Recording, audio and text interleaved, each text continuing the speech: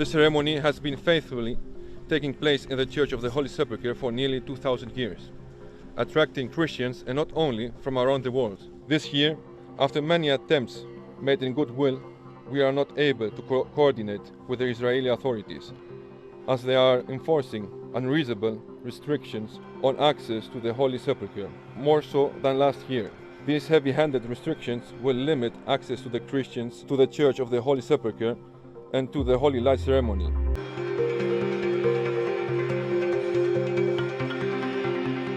We will hold the ceremony as customary for 2 millennia and invite all who wish to worship with us to attend. With that made clear, we leave the authorities to act as they will. The churches will freely worship and do so in peace.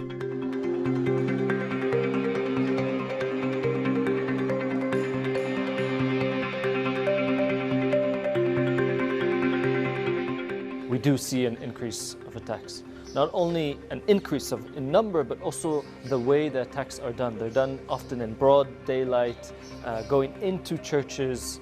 You know, there's no shame or even hesitation at times when it comes to these types of attacks.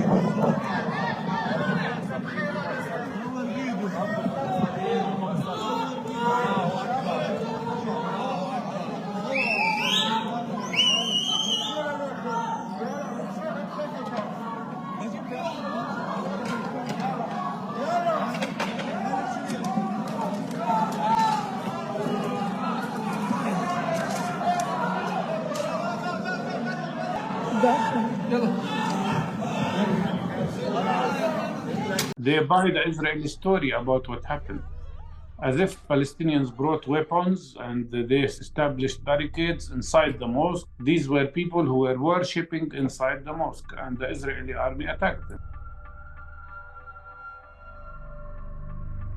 The terminology is one instrument of advocating a certain version of the narrative. And in this case, the Western media is completely relying on Israeli narrative.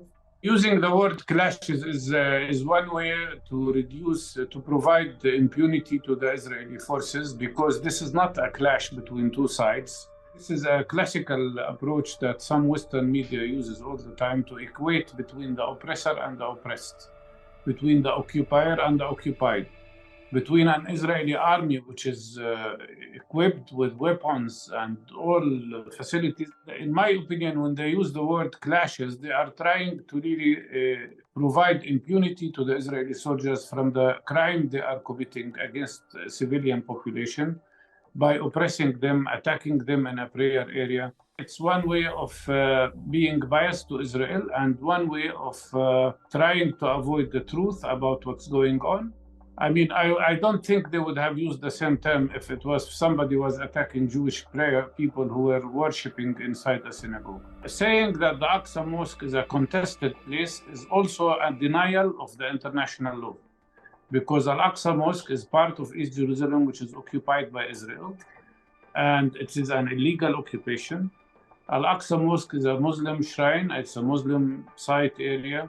Jewish people have another place to pray in, and they have no right to be inside the Aqsa Mosque. But again, to claim that it is contested, it is another reflection of the adoption of the Israeli narrative.